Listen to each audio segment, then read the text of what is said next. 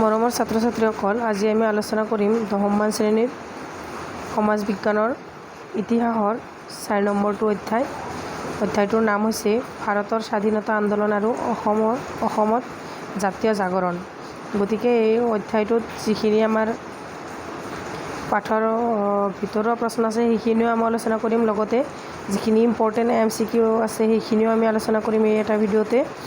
আৰু লগতে যিখিনি প্ৰশ্নাৱলীত দিয়া প্ৰশ্নসমূহ আছে আটাইবোৰ লৈ একেলগে এটা ভিডিঅ'তে মই শেষ কৰি দিম। গতিকে তোমালোকে স্কিপ নকৰাকৈ ভিডিঅ'টো প্ৰথমৰ পৰা শেষলৈ চাই থাকা।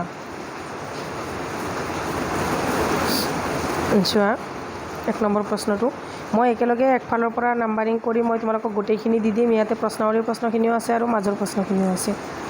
চোৱা 1 নম্বৰ প্ৰশ্নটোত কি দিয়া আছে, ইংগো বক্সী যুদ্ধৰ অসম পৰ্বৰ সূচনা আৰু সমাপ্তি কেতিয়া ঘটিছিল? চোৱা ইংগো বক্সী যুদ্ধৰ অসম পৰ্বৰ সূচনা আৰু সমাপ্তি কিমান চনত হৈছিল? 1825 চনত হৈছিল। তাৰে পিছৰ প্ৰশ্নটো চোৱা, কেতিয়াৰ পৰা ইষ্ট ইণ্ডিয়া কোম্পানীৰ শাসন আৰম্ভ হৈছিল? মষ্ট ইম্পৰ্টেণ্ট কুৱেশ্যন এইটো। চোৱা 1826 চনৰ 28 ফেব্ৰুৱাৰীৰ তাৰিখৰ ইয়াণ্ডাবু সন্ধিৰ মতে অসমত ব্ৰহ্মদেশৰ ৰজাৰ হাতৰ পৰা গৈ ইংৰাজৰ অধীন হয়। তেতিয়াৰ পৰাই অসমত ইংৰাজ ইষ্ট ইণ্ডিয়া কোম্পানীৰ শাসন আৰম্ভ হৈছিল। তাৰে পিছৰ প্ৰশ্নটো চোৱা, প্ৰশ্নবোৰ তোমালোকে বহীত লিখি ল'বা। তাৰে পিছৰ প্ৰশ্নটো চোৱা, কিমান চনৰ পৰা কোম্পানীৰ দিন বা কোম্পানীৰ আমোল আৰম্ভ হৈছিল? এনচাৰটোত চোৱা 1826 চনৰ পৰা 1858 চনলৈ সময়ছোৱাক কোম্পানীৰ দিন বা কোম্পানীৰ আমোল বুলি কোৱা হয়। তাৰে পিছৰ প্ৰশ্নটো চোৱা, কাৰ উদ্যোগত জ্ঞান প্ৰদায়িনী সভাৰ প্ৰতিষ্ঠা হৈছিল? ইম্পৰ্টেণ্ট কুৱেশ্যন এইটো হৈছে আনন্দৰাম ঢেকিয়াল ফুকন আৰু গুণাভিৰাম বৰুৱাৰ উদ্যোগত 1857 চনত জ্ঞান প্ৰদায়িনী সভা প্ৰতিষ্ঠা হৈছিল। এইটো ইম্পৰ্টেণ্ট। তাৰে পিছত চোৱা 5 নম্বৰ প্ৰশ্নটো চোৱা, কাৰ নেতৃত্বত অসমীয়া লিটাৰেৰী ছ'চাইটি গঠন হৈছিল? লিটাৰেৰী আছে ইয়াতে, লিটাৰেচি হ'ব লাগে, যি কি নহওক। চোৱা দেৱীচৰণ বৰুৱা আৰু গুণগোবিন্দ ফুকনৰ নেতৃত্বত 1872 চনত কি হৈছিল? এই নামৰ প্ৰথমটি সংগঠন কলিকতাত গঠন হৈছিল। তাৰে পিছৰ প্ৰশ্নটো চোৱা, এই অনুষ্ঠানৰ প্ৰধান উদ্দেশ্য কি আছিল? যিটো কুৱেশ্যন আগতে পঢ়িলোঁ সেইটোৰ কথাই কৈছে ইয়াতে। এই অনুষ্ঠানটোৰ প্ৰধান উদ্দেশ্য কি আছিল? এই অনুষ্ঠানটোৰ প্ৰধান উদ্দেশ্য আছিল সাহিত্য চৰ্চা। 7 নম্বৰ প্ৰশ্নটো চোৱা, ইম্পৰ্টেণ্ট, অভাউহা সভা মানে কি আৰু কিমান চনত গঠন হৈছিল? Most important question. চোৱা এইটো অসমীয়াটো কেতিয়াবা আহে। অভাউহা সভা মানে হৈছে অসমীয়া ভাষা উন্নতি সাধিনী সভা। এইটো কেতিয়াবা শ্বৰ্ট ফৰ্মত থাকে, অসমীয়াতো আহে। অভাউহাৰ সম্পূৰ্ণ নাম কি? ইয়াতো এনেকেই সুধিছে, সভা মানে কি আৰু কিমান চনত গঠন হৈছিল? অসমীয়া ভাষা উন্নতি সাধিনী সভা, এইটো গঠন হৈছিল 1888 চনত। তাৰে পিছত ইম্পৰ্টেণ্ট কুৱেশ্যন এটা চোৱা, এইটো অসমীয়াতো আহে, জোনাকীৰ প্ৰথম সম্পাদক কোন? এইটো হৈছে চন্দ্ৰকুমাৰ আগৰৱালা। তাৰে পিছত চোৱা ইম্পৰ্টেণ্ট কুৱেশ্যন, লক্ষ্মীনাথ বেজবৰুৱাই কি ৰচনা কৰিছিল? লক্ষ্মীনাথ বেজবৰুৱাই মোৰ দেশ, অসম সংগীত, বীণ বৰাগী আদি ৰচনা কৰিছিল। তাৰে পিছৰ প্ৰশ্নটো চোৱা, কিমান চনত সাহিত্য সন্মিলন গঠন হৈছিল?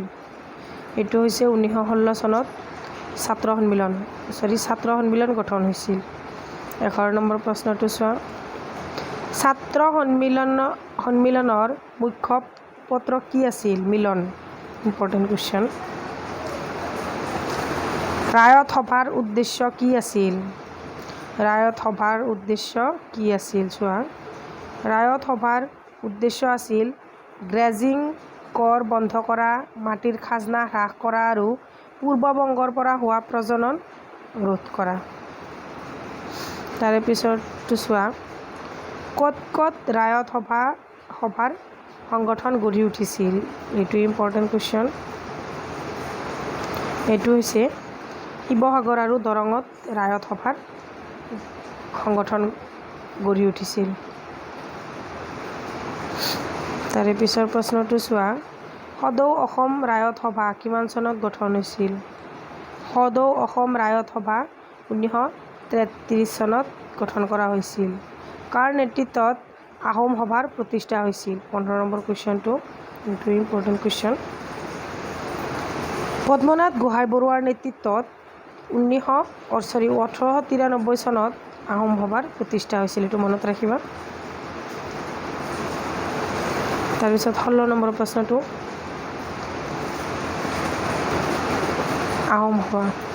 আহোম সভাৰ এইটো আগৰ প্ৰশ্নটোৰ কথাই কৈছে। এই সভাৰ প্ৰথম অধিৱেশন ক'ত অনুষ্ঠিত হৈছিল? এইটো শিৱসাগৰত। এইটো আমি আটাই জানো। গতিকে এনেকৈ ক'ব লাগিব যে এইটো আহোম সভা।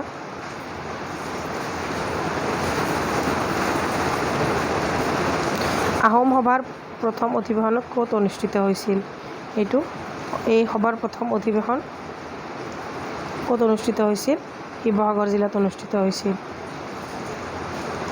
তাৰে পিছৰ প্ৰশ্নটো চোৱা,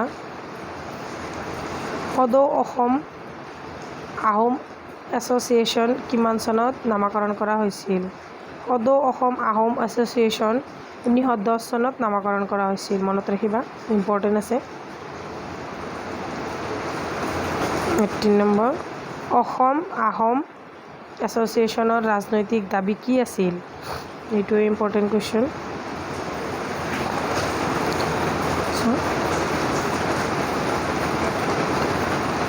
অসম আহোম এছ'চিয়েশ্যনৰ ৰাজনৈতিক দাবী আছিল আহোমসকল চৰকাৰীভাৱে সংখ্যালঘু সম্প্ৰদায় মৰ্যাদা প্ৰদান কৰি তেওঁলোকৰ বাবে বিধানসভাত আসন সংৰক্ষণ কৰা আৰু পৃথক সমষ্টি গঠন কৰা। তাৰে পিছৰটো চোৱা, যোৰহাট সাৰ্বজনিক সভা কিমান চনত স্থাপিত কৰা হৈছিল? এইটো এনচাৰটো চোৱা, 1884 চনত জগন্নাথ বৰুৱাৰ নেতৃত্বত যোৰহাট সাৰ্বজনিক সভা স্থাপিত হৈছিল। 20 নম্বৰ প্ৰশ্নটো চোৱা, সাৰ্বজনিক সভা ইয়াতে যে আছে, এইটোৰ কথাই কৈছে। সাৰ্বজনিক সভাৰ কথা ইয়াতে কৈছে যে এই সভাৰ সভাপতি কোন আছিল? চোৱা, এই সাৰ্বজনিক সভাৰ সভাপতি আছিল ৰজা নৰনাৰায়ণ সিংহ বা মাজুমেলীয়া ৰজা আৰু প্ৰতিষ্ঠাপক সম্পাদক আছিল জগন্নাথ বৰুৱা। মনত ৰাখিবা। তাৰে পিছত চোৱা, সাৰ্বজনিক সভাৰ মূল উদ্দেশ্যসমূহ কি কি? সাৰ্বজনিক সভাৰ মূল উদ্দেশ্যসমূহ হ'ল, চোৱা, ৰাইজৰ আশা আকাংক্ষাৰ বিষয়ে চৰকাৰক অৱগত কৰোৱা। 2 নম্বৰটো হৈছে চৰকাৰৰ উদ্দেশ্য আৰু নীতি জনসাধাৰণক বুজোৱা আৰু জনসাধাৰণৰ অৱস্থাৰ উন্নতি সাধন কৰা। ইম্পৰ্টেণ্ট কুৱেশ্যন, এইটো মনত ৰাখিবা। তাৰপিছত চোৱা, সাৰ্বজনিক সভাৰ মূল কাৰ্যাৱলীসমূহ উল্লেখ কৰা। ইম্পৰ্টেণ্ট, সাৰ্বজনিক সভাৰ মূল কাৰ্যাৱলীসমূহ তলত উল্লেখ কৰা হ'ল। 1 নম্বৰটো দিয়া আছে কাৰ্যাৱলী, 1886 চনত চৰকাৰৰ ভূমি ৰাজহ ব্যৱস্থাৰ বিৰুদ্ধে প্ৰতিবাদ সাব্যস্ত কৰিছিল। 2 নম্বৰটোত দিছে 1892 পৰা 1903 চনত সভাই কৃষক সমাজৰ লগত একেলগে বৰ্ধিত কৰৰ বিৰোধ কৰিছিল। আকৌ 3 নম্বৰটো দিছে 1893 চনত সভাই ৰাজকীয় কানী আয়োগৰ ওচৰত এখন স্মাৰক পত্ৰ দাখিল কৰি অসমৰ পৰা কানীৰ প্ৰচলন ক্ৰমান্বয়ে উঠাই দিয়াৰ বাবে অনুৰোধ জনাইছিল। তাৰে পিছৰ প্ৰশ্নটো চোৱা, আসাম এছ'চিয়েশ্যন অনুষ্ঠানটো কেতিয়া জন্ম হৈছিল? চোৱা, 1903 চনত মাণিক চন্দ্ৰ বৰুৱাৰ নেতৃত্বত আসাম এছ'চিয়েশ্যন নামৰ অনুষ্ঠানটোৰ জন্ম হৈছিল। তাৰে পিছৰ প্ৰশ্নটো চোৱা। 1905 চনত ডিব্ৰুগড় চহৰত অনুষ্ঠিত হোৱা এছ'চিয়েশ্যনৰ প্ৰথমখন অধিৱেশনৰ ৰজা কোন আছিল? Important question.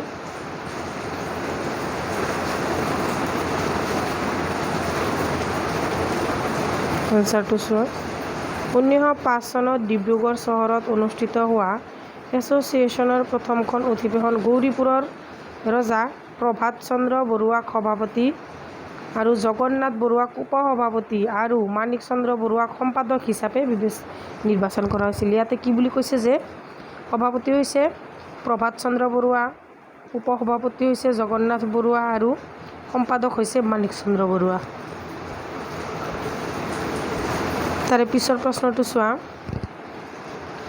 আসাম এছ'চিয়েশ্যনে কৰা কামৰ কেইটামান উদাহৰণ উল্লেখ কৰা।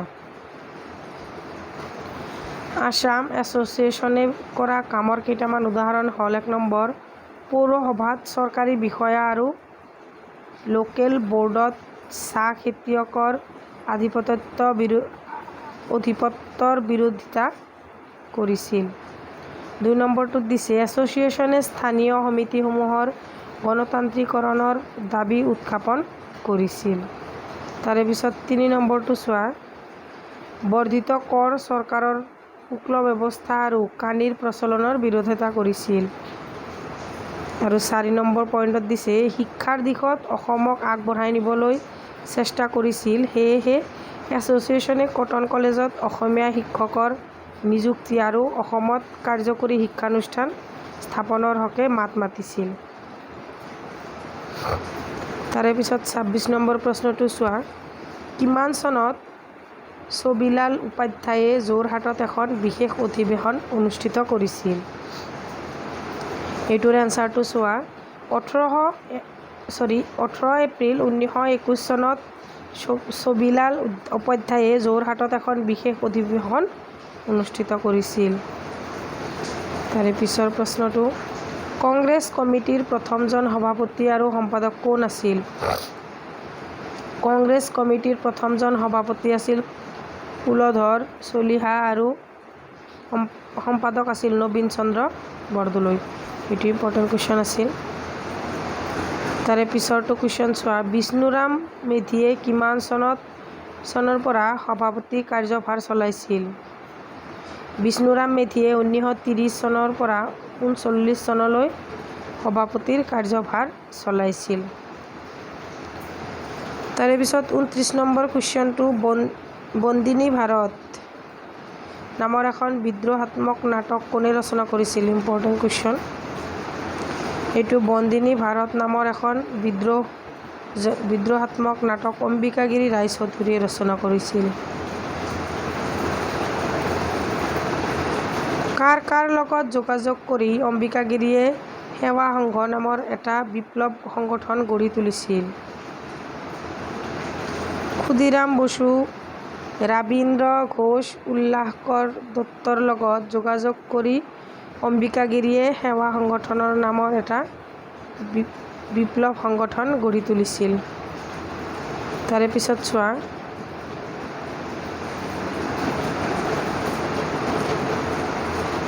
বয়ামফিল্ড ফুলাৰক হত্যা কৰাৰ উদ্দেশ্য কি আছিল? 1906 খ্ৰীষ্টাব্দৰ 7 ছেপ্টেম্বৰ তাৰিখে বয়ামফিল্ড ফুলাৰক হত্যা কৰাৰ উদ্দেশ্য গুৱাহাটী শ্বিলং পথত এটা বোমা পুতিছিল। এই সন্দৰ্ভত পুলিচে কাক জেৰা কৰিছিল? ওপৰৰ প্ৰশ্নটোৰ ওপৰত আলম কৰি এইটো কুৱেশ্যন ৰচনা কৰিছে চোৱা। এই সন্দৰ্ভত পুলিচে অম্বিকাগিৰি ৰায়চৌধুৰীক জেৰা কৰিছিল। তাৰে পিছৰ প্ৰশ্নটো চোৱা। তেওঁ কিমান খ্ৰীষ্টাব্দলৈ অন্তৰীপ বন্দী ৰূপে থাকিবলগীয়া হ'ল? তেওঁ 1914 খ্ৰীষ্টাব্দলৈকে বৰপেটাত অন্তৰীপ বন্দী ৰূপে থাকিবলগীয়া হৈছিল। তাৰে পিছৰ প্ৰশ্নটো চোৱা। চৰকাৰে হাতত লোৱা প্ৰধান জনহিতকৰ কামকেইটা কি কি? চৰকাৰে হাতত লোৱা প্ৰধান জনহিতকৰ কামকেইটা হ'ল অসমীয়া ভাষা সাহিত্য কলিকতা বিশ্ববিদ্যালয়ৰ এণ্ট্ৰেন্স পৰীক্ষাৰ পাঠ্যক্ৰমত অন্তৰ্ভুক্ত কৰা। কি বুলি কৈছে যে অসমীয়া ভাষা সাহিত্যটোক কলিকতা বিশ্ববিদ্যালয়ৰ এণ্ট্ৰেন্স পৰীক্ষাৰ পাঠ্যক্ৰমত অন্তৰ্ভুক্ত কৰিব কৈছে। 2 নম্বৰটোত কৈছে কটন কলেজক উন্নতমানৰ শিক্ষানুষ্ঠান হিচাপে গঢ়ি তুলিবলৈ সকলো বিভাগতে স্নাতক মহলৰ শ্ৰেণী মুকলি কৰা। আৰু 3 নম্বৰত কৈছে ব্ৰহ্মপুত্ৰ উপত্যকা মৌজাদাৰী ব্যৱস্থা পুনৰ প্ৰয়োগ কৰা। আৰু 4 নম্বৰটোত কৈছে মাটিত কুৰিদফীয়া বন্দবস্তিৰ প্ৰৱৰ্তন কৰা ইত্যাদি। 35 নম্বৰ কুৱেশ্যনটো হৈছে অম্বিকাগিৰি ৰায়চৌধুৰীয়ে কিমান চনত জন্ম হয় আৰু কিমান চনত মৃত্যু হয়। এইটো এটা ইম্পৰ্টেণ্ট কুৱেশ্যন, অকল এক্সামত আহিলেই যে আমাৰ দৰকাৰী সেইটো নহয়, এইটো আমি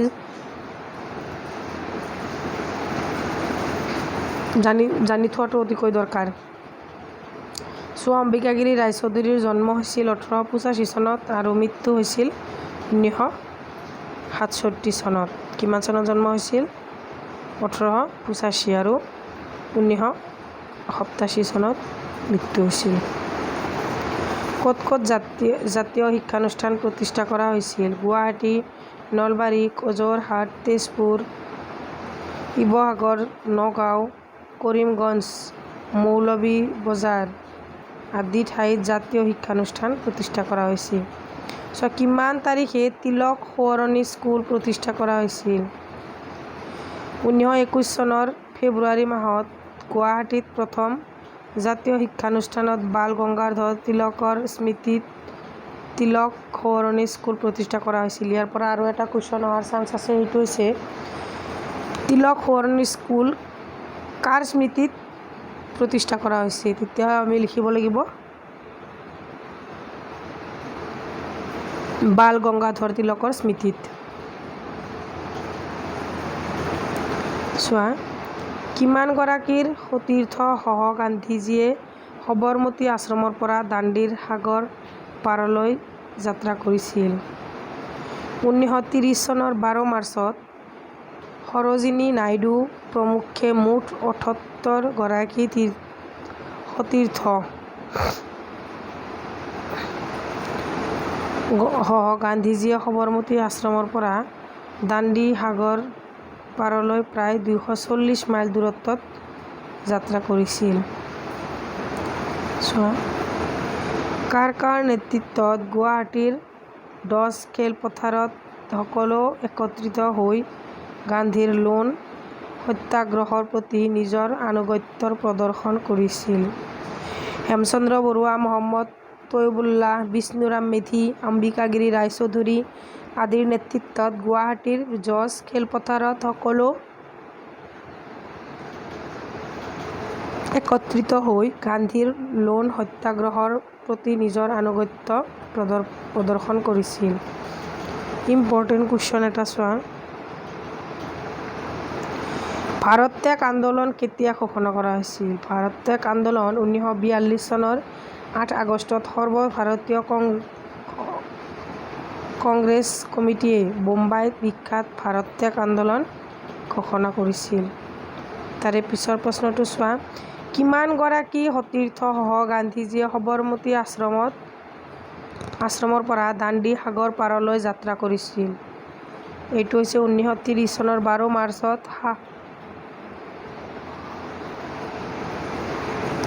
সৰোজিনী নাইডু প্ৰমুখ্যে মুঠ 78 গৰাকী সতীৰ্থ সহ গান্ধীজীয়ে সবৰমতী আশ্ৰমৰ পৰা দাণ্ডি সাগৰ পাৰলৈ প্ৰায় 240 মাইল দূৰত্বত যাত্ৰা কৰিছিল।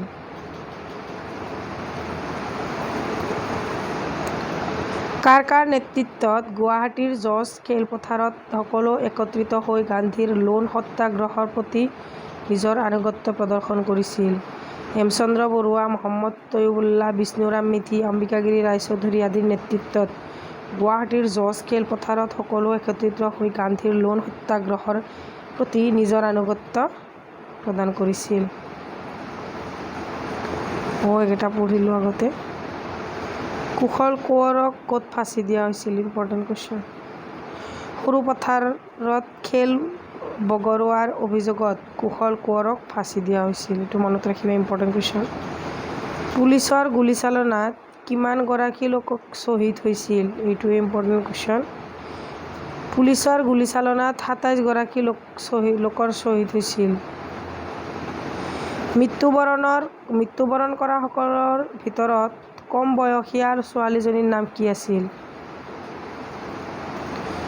কনকলতা বৰুৱা। প্ৰশ্নটো চোৱা। পুলিচৰ গুলীচালনাত কিমানগৰাকী লোকৰ শ্বহীদ হৈছিল? ইম্পৰ্টেণ্ট কুৱেশ্যন এইটো। পুলিচৰ গুলীচালনাত ২৭গৰাকী লোকৰ শ্বহীদ হৈছিল। তাৰে পিছৰ প্ৰশ্নটো চোৱা। মৃত্যুবৰণ কৰাসকলৰ ভিতৰত কম বয়সীয়া ছোৱালীজনীৰ নাম কি আছিল? এইটো হৈছে কনকলতা বৰুৱা। মনত ৰাখিবা, এইটো আমি সকলোৱে জানোৱেই। তাৰে পিছৰ প্ৰশ্নটো চোৱা। কিমান চনত পশু মহাবিদ্যালয় আৰু কৃষি মহাবিদ্যালয় প্ৰতিষ্ঠা কৰা হৈছিল? কি মহাবিদ্যালয় বুলি? পশু মহাবিদ্যালয় আৰু কৃষি মহাবিদ্যালয়।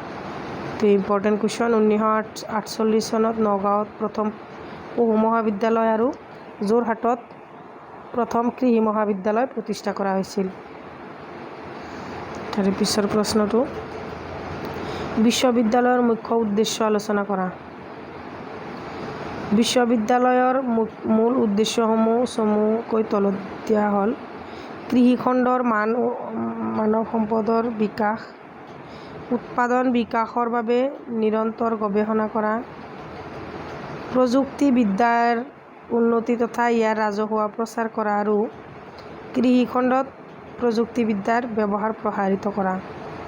আকৌ ৫ নম্বৰটোত কৈছে কৃষি খণ্ডৰ লগত জড়িত সকলো শ্ৰেণীৰ মাজত এক সামঞ্জস্য ৰক্ষা কৰা আৰু খাদ্যৰ ক্ষেত্ৰত নিৰাপত্তাৰ সৃষ্টি কৰা।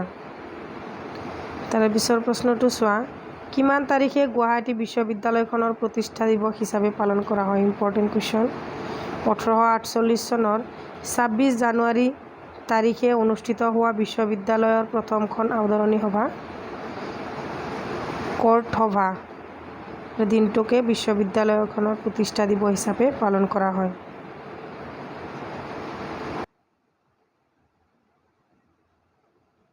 প্ৰতিষ্ঠাকালত ইয়াৰ অধীনত ১৭খন মহাবিদ্যালয় আৰু ৪টি স্নাতকোত্তৰ বিভাগ আছিল। মহানগৰী কেন্দ্ৰৰ পৰা কাৰ্যক্ৰম আৰম্ভ কৰা বিশ্ববিদ্যালয়খনৰ ১৯৫৫ পৰা ১৯৫৬ চনত বৰ্তমানৰ জালুকবাৰী চৌহদলৈ স্থানান্তৰিত হয়। বৰ্তমান বিশ্ববিদ্যালয় চৌহদ অঞ্চলটো গোপীনাথ বৰদলৈ নগৰ নামেৰে জনাজাত।